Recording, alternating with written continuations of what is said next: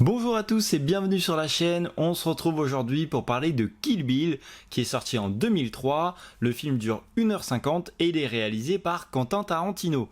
Alors pour définir le genre de ce film, c'est pas forcément facile parce qu'il a plusieurs étiquettes. On peut lui mettre thriller, arts martiaux, action. Moi je lui rajouterais comédie. C'est pas marqué là dans la fiche Allociné que j'ai sous les yeux, mais pour moi c'est une grosse comédie. Alors je pense que avec cette critique je ne vais pas me faire que des amis, puisque au vu des notes, la presse l'a noté 4 étoiles sur 5, ce qui est extrêmement rare pour une notation sur Allociné. En tout cas, j'ai pas vu grand chose qui dépasse les 3, déjà dès qu'ils ont la moyenne, voilà, c'est déjà extraordinaire, parce qu'il y a beaucoup de personnes qui notent, surtout en presse c'est souvent plus vers le bas, et elle a une note, il a une note plutôt, vu qu'on parle du film, de 4,2 sur 5 étoiles, pareil, là c'est les spectateurs.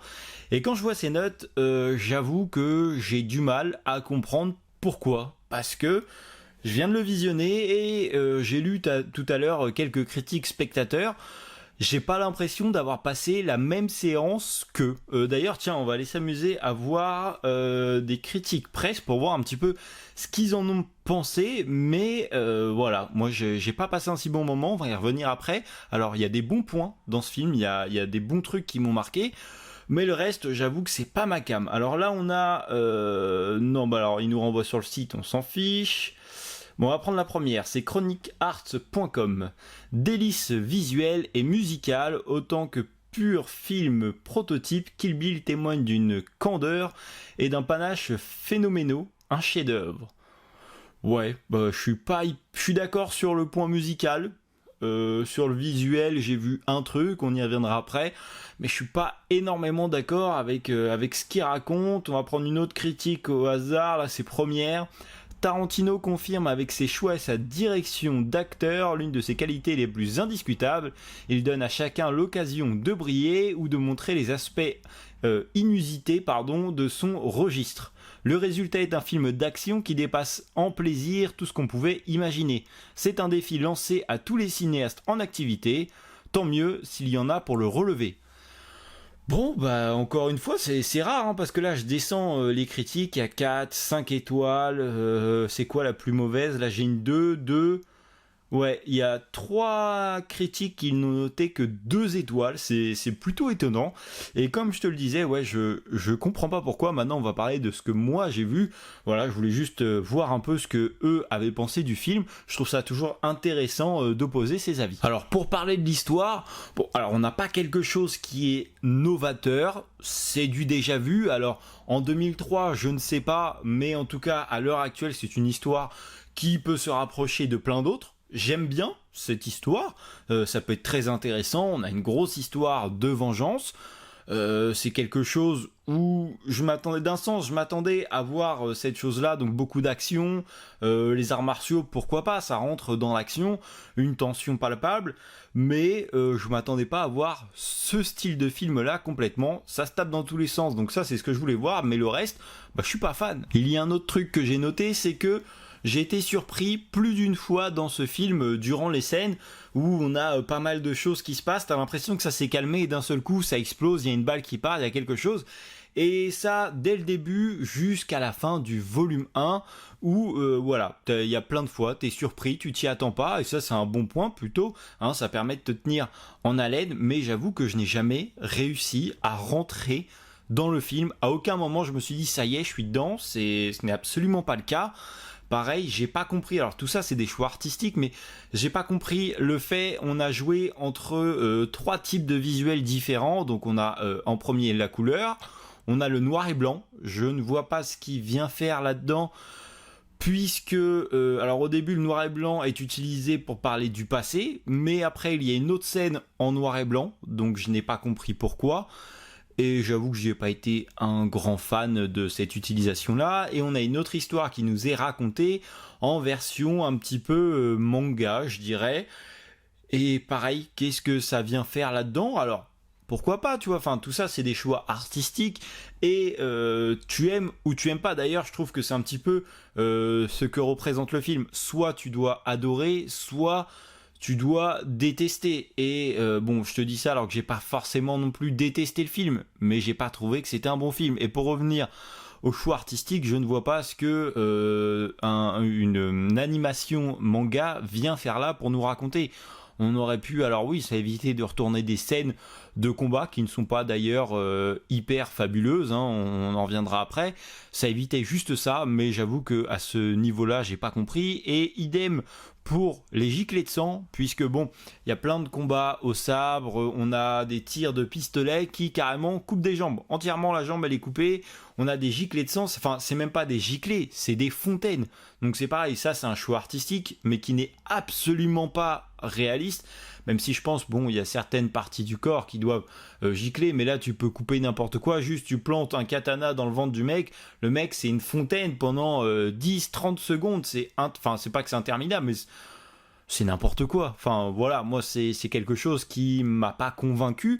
Je comprends qu'on puisse aimer ce style, mais moi ça m'a pas convaincu à ce niveau-là. Alors par contre, j'ai critiqué les combats, mais il y a une scène de ce premier volume qui m'a marqué, qui est hyper bien visuellement.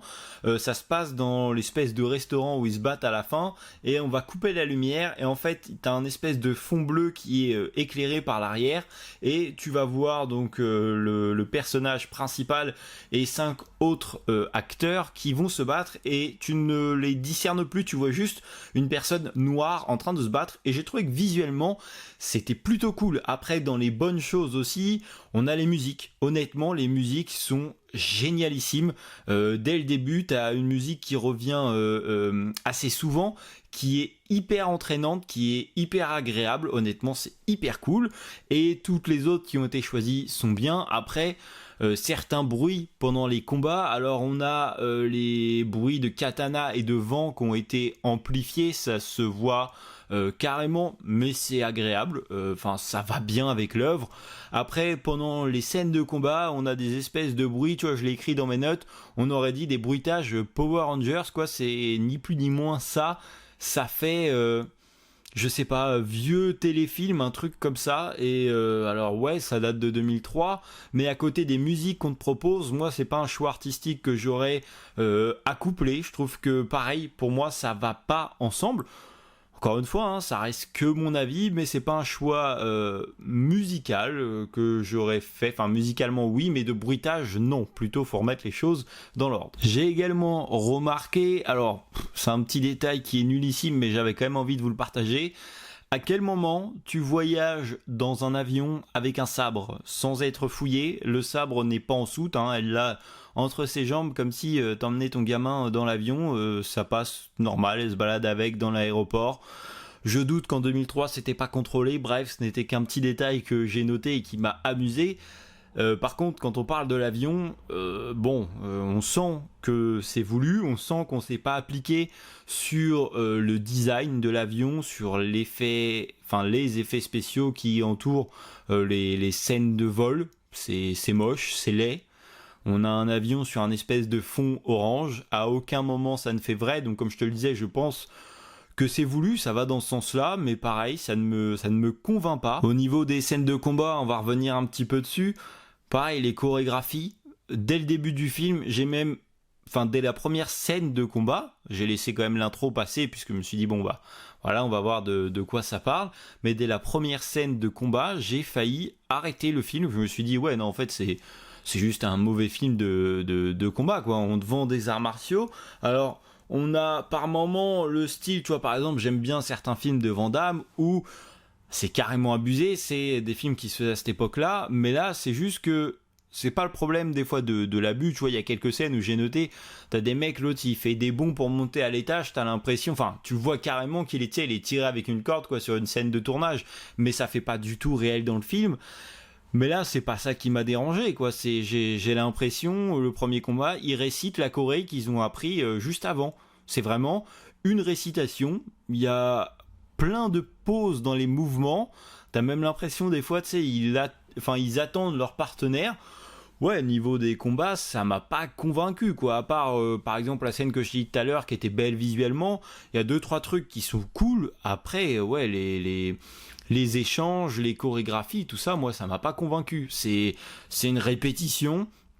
c'est un espèce d'abus, et tu vois, c'est en ça aussi que je te dis que ça fait vraiment comédie, et c'est comme ça que je l'ai pris. Ça fait une grosse comédie sanglante qui est interdite aux moins de 16 ans, ça je te l'ai pas dit, mais ouais, ça c'est vraiment interdit aux moins de 16 ans, hein. Il y a du sang toutes les 30 secondes, mais ça fait, ouais, gros film d'action arts martiaux, comédie, parce qu'il y a plein de trucs incohérents, il y a des espèces de répliques qui peuvent être plus ou moins marrante, mais c'est tourné à la rigolade, et c'est pas quelque chose qui m'a forcément plu. J'ai un petit peu du mal avec ce mélange de genres, comédie et action. Alors des fois ça passe très bien, un petit peu d'humour dans un film sérieux ou d'action, ça passe très bien, mais là c'est en fait le style du film qui me dérange. Et puis donc à côté de ces grosses scènes d'action, hein, parce que je sais pas, sur 1h50 de film, t'as 1h30 de combat, on va dire, tu as quelques scènes d'échange, de dialogue, qui sont d'une lenteur, mais franchement c'est incroyable. C'est un truc simple, par exemple, je crois c'est au début, non je vais pas t'en parler sinon ça va te spoiler, mais je donne un exemple. Le mec veut, une personne en train de dormir, elle veut faire genre, il va lui mettre un coup de couteau, au lieu on y va direct, boum, il met un coup de couteau, non, ça va prendre des plombs pour approcher le couteau, pour amener la scène, pour essayer de poser un suspense qui n'est pas là. Je ne vois pas à quel moment il y a du suspense en faisant ça. Et donc les scènes qui sont plus calmes, qui sont censées nuancer le film, et parce que bon, ça se bat tout le temps, donc c'est normal qu'il y ait des nuances, mais ces scènes-là sont ralenties, sont pas forcément intéressantes, même si elles servent pas mal à l'histoire, vu qu'on s'en sert en tant que flashback. On s'en sert également pour te montrer pourquoi elle fait ça. On a mélangé un petit peu l'histoire, entre guillemets. On ne va pas tout droit, on t'a montré l'action, on va pas tout droit après, on revient dans le passé, futur, etc. Mais ouais, les entre-scènes de combat sont lentes, et ça m'a encore plus fait décrocher du film. Par contre, j'ai trouvé ça assez culotté, puisque donc Kill Bill volume 1 est sorti en 2003 et le volume 2 est sorti en 2004, et donc j'ai trouvé ça culotté de partir sur un film de ce genre-là qui ne se termine pas au premier film, puisque quand tu arrives à la fin du volume 1, sa mission n'est pas achevée.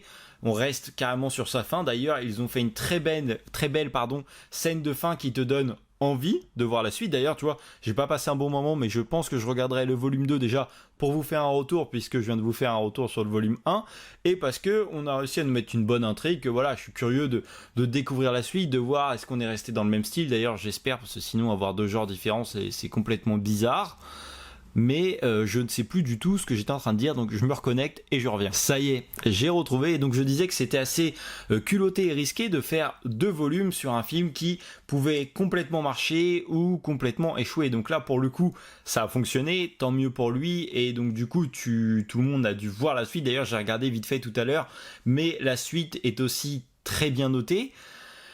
Mais c'était risqué, c'était un pari risqué, c'était un pari qu'il a fait, et il a réussi, tant mieux pour lui. Bon voilà, on arrive à la fin de la vidéo, donc j'ai beaucoup blablaté durant cette critique.